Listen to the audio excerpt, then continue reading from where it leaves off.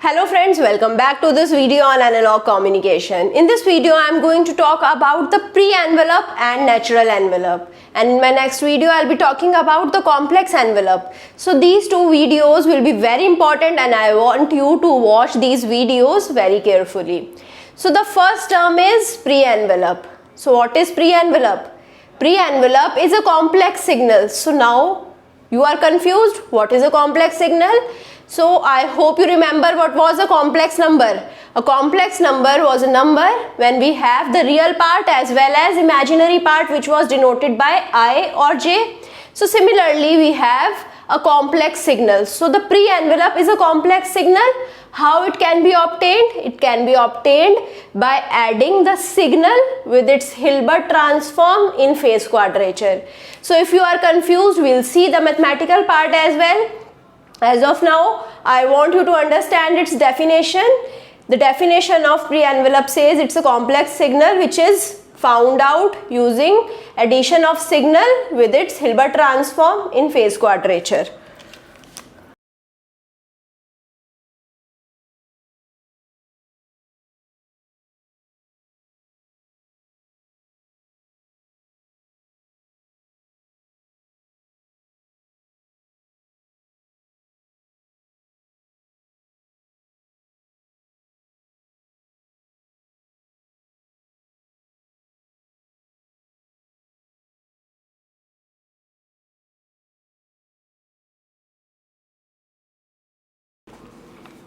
So pre-envelope is a complex signal which is formed using the addition of the signal with its Hilbert transform in phase quadrature. So now if I talk about its mathematical representation and if I am representing the pre-envelope with XPE in time domain, so now it would be addition of the signal. So let's suppose my signal was XT with its Hilbert transform.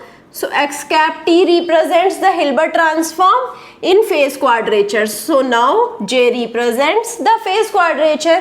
So now this is my pre-envelope. So now if I represent this pre-envelope in the frequency domain, so xp of omega would be,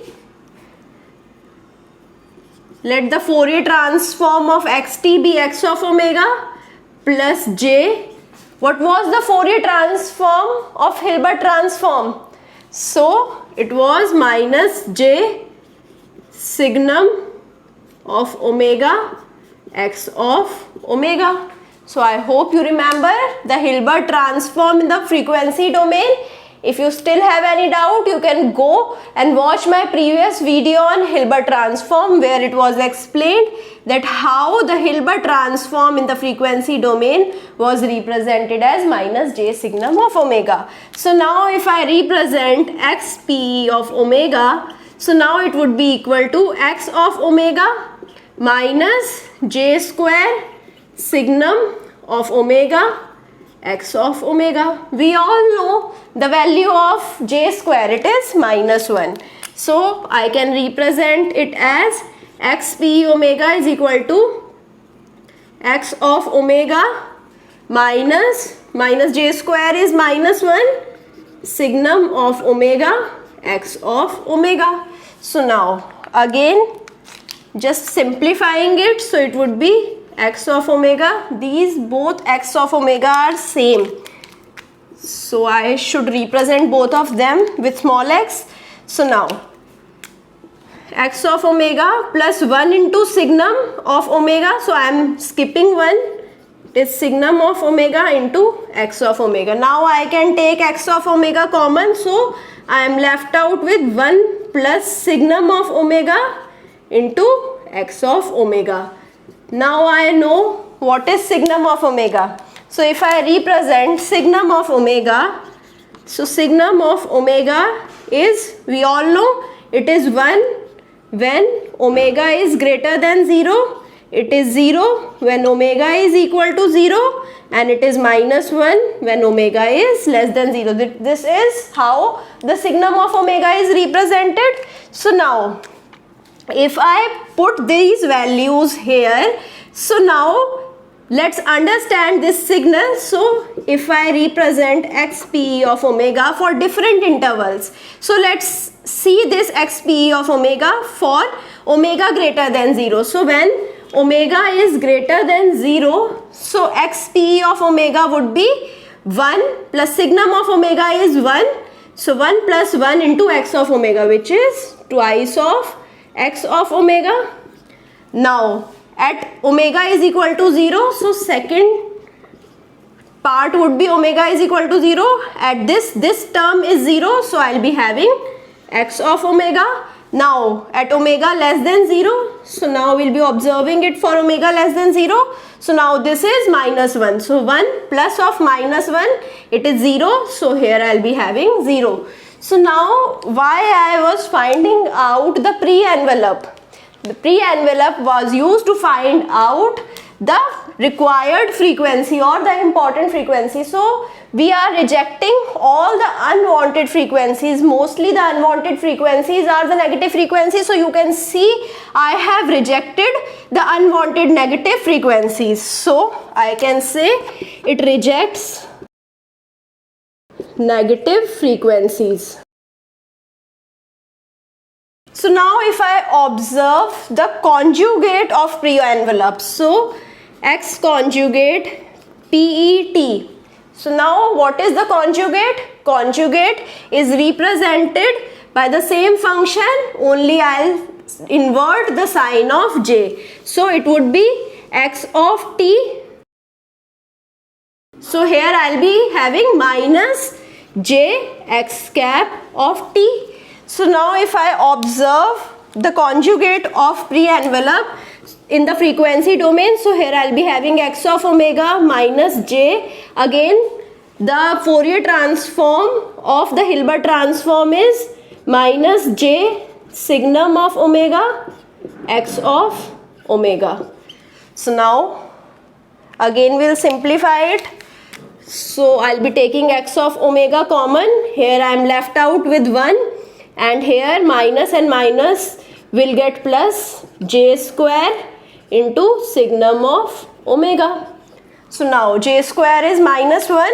So we'll be putting the value of j square. So here I'll be having x of omega 1 minus signum of omega. So this represents the x conjugate PE, which is the conjugate of pre-envelope. So let's understand what will happen when we will be having the conjugate of P. Again the signum would be having these values. So let's observe x conjugate PE over the time. So whenever we have omega greater than 0, so here we'll be having 1 minus of signum of omega. So when we have omega greater than 0, so the value of signum omega at omega greater than 0 is 1. So let's put the value of signum omega 1 here. So I'll be having 0, because x of omega multiplied with 1 minus signum of omega is 1 for omega greater than 0. You can see from here.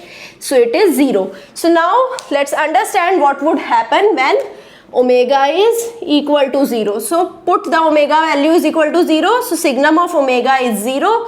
So now here we have 0 value. So here we'll be having x of omega. Now at omega less than 0, what we'll observe? At omega less than 0, here we'll be having minus 1. So instead of signum omega, I'll be putting minus 1.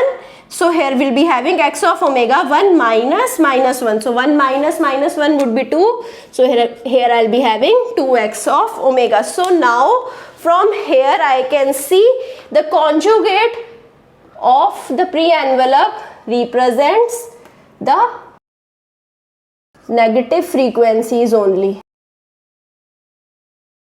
Or I can say it filters out positive frequencies. So I can say the pre-envelope and the conjugate of the pre-envelope are working in the same manner. Only the pre-envelope is rejecting the negative frequencies and the conjugate of the pre-envelope is rejecting the positive frequencies. So let's understand all of these with the help of an example. So let's suppose we have AC cos of omega ct. So now here I can represent the cos of omega ct as, so it is represented as e raised to power j omega ct plus e raised to power minus j omega ct upon 2. So now I need to find out the pre-envelope for this question. So if I found out the pre-envelope, so from here you can see we have the positive frequencies, we have the negative frequencies.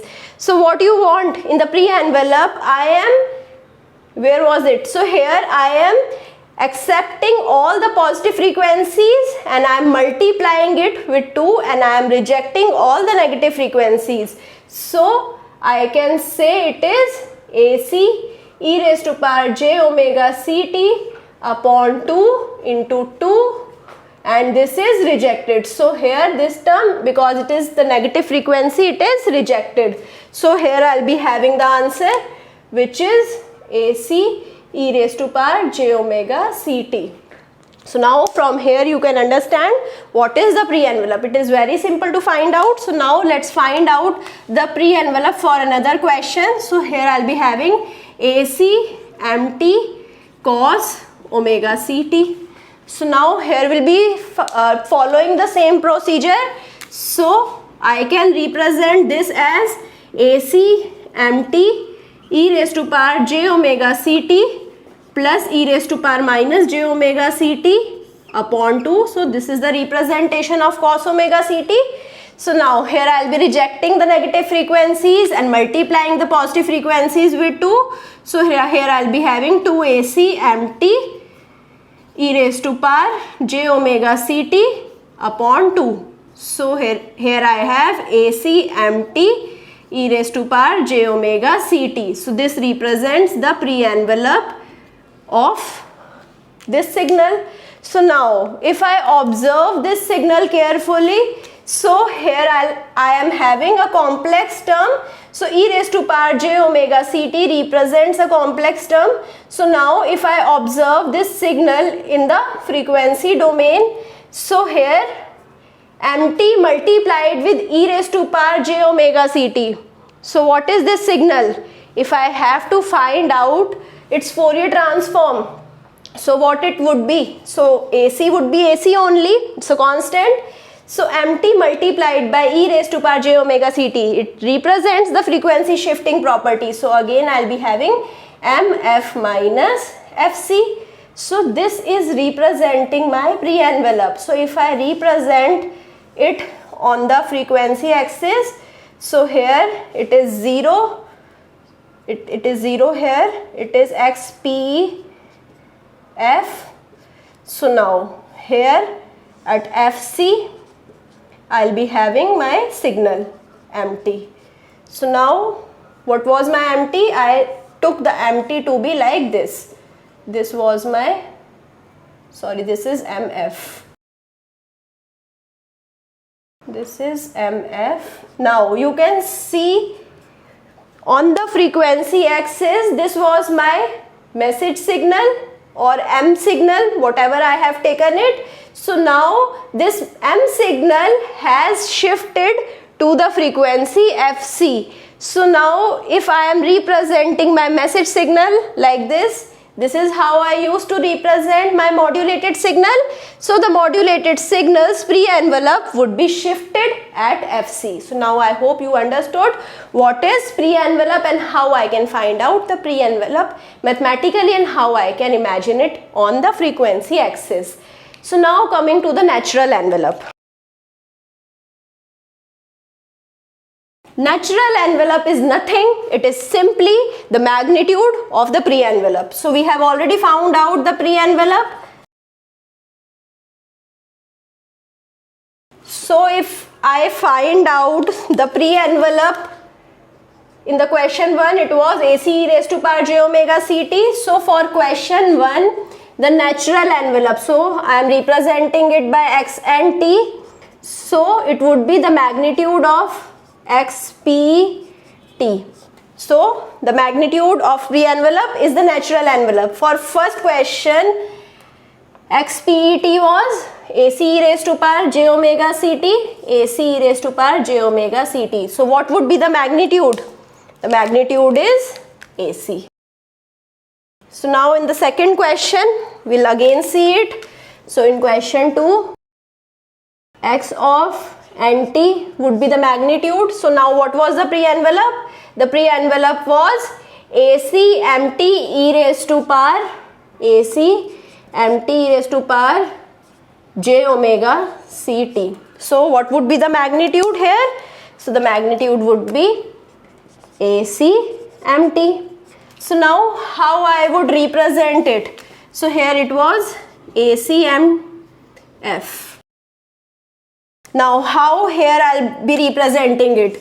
So it's just the same MT, it just amplified by AC. So on the frequency axis I'll be having ACMF, so which is represented like this in the frequency axis. So from here you can see the pre-envelope is shifted at the FC value of the frequency, but the natural envelope is the same signal at the zero frequency. So whenever you are asked to find out the envelope of a signal, what you need to find out, pre-envelope or natural envelope? You need to find out the natural envelope, because here it's the shifted version of the natural envelope. So now here I'll be concluding my session. I hope you understood each and everything. If you still have any doubt, you can put the doubt in the comment and I'll try to resolve it as soon as possible. I hope you like this video. If you like it, share it with your friends, subscribe the channel and push the like button. Thank you.